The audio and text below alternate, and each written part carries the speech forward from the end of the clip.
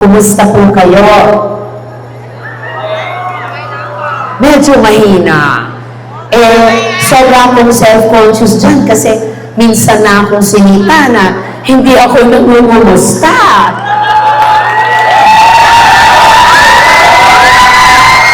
So, ulitin ko lang po, kumusta po kayo? Hi, salamat. Mabuting-mabuti dito sa Pasig City. Nakaka-proud po kayo, mga anak, mga kapatid. Ang tagal-tagal nyo na pong nagrarampa, andito pa rin kayo. Sabihin nyo nga sa katabi nyo, I'm proud of you.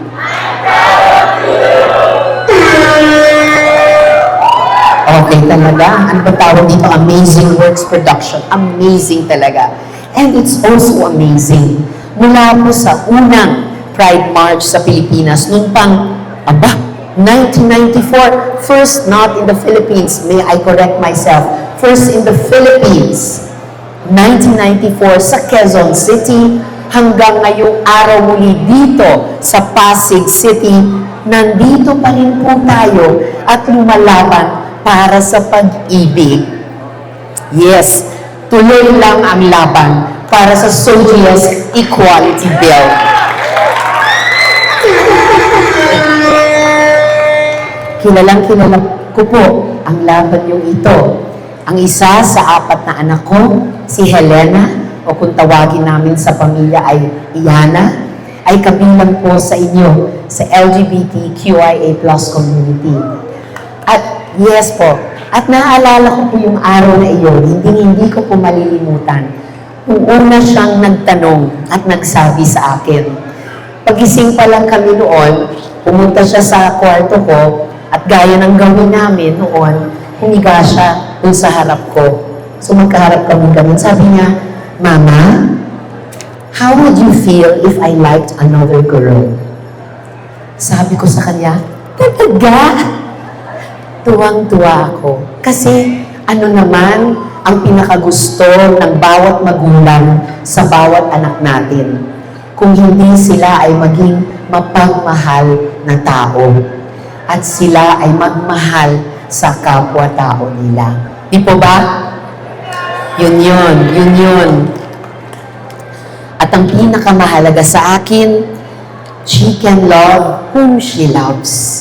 Kaya sabi ko nga sa kanya, mahal kita, anak kita, at ninanais kong maging malaya kang mahalin ang mahal mo.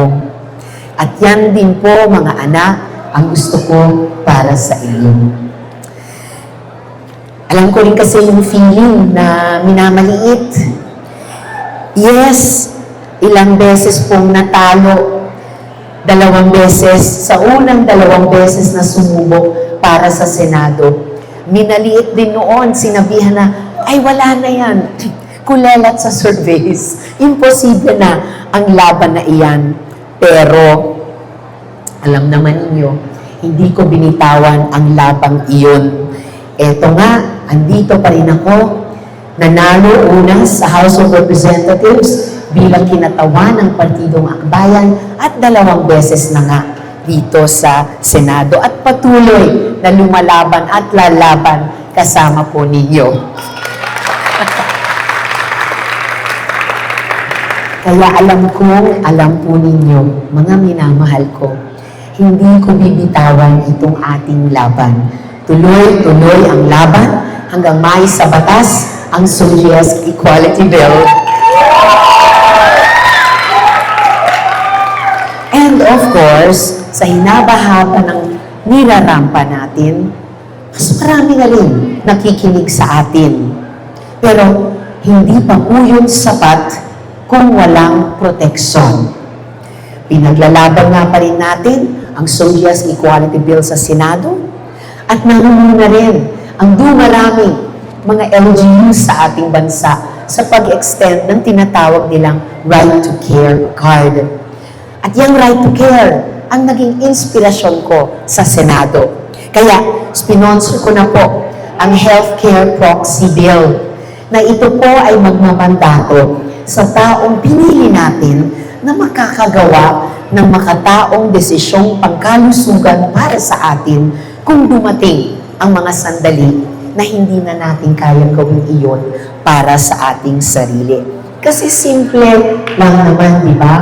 Kung sino ang kasama mo sa buhay, dapat may karapatan siyang alagaan ka. Tama po ba yun? Yes. Dahil ang magkakasama sa buhay ay nag-aalaga sa isa't isa. So, mga anak, napaka-simple po, payak lamang po ang ating hinihingi.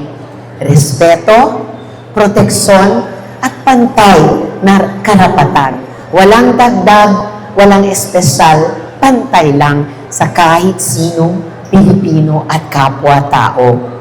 Hindi po tayo humihingi ng pabor. No, karapatan po ito. Pagmamahal kasi ito. Pamilya ito. Kaya tuloy ang pride, tuloy ang pagmamahal, tuloy ang laban. Marami pong salamat sa inyong lahat. Mabuhay ang Pasig City.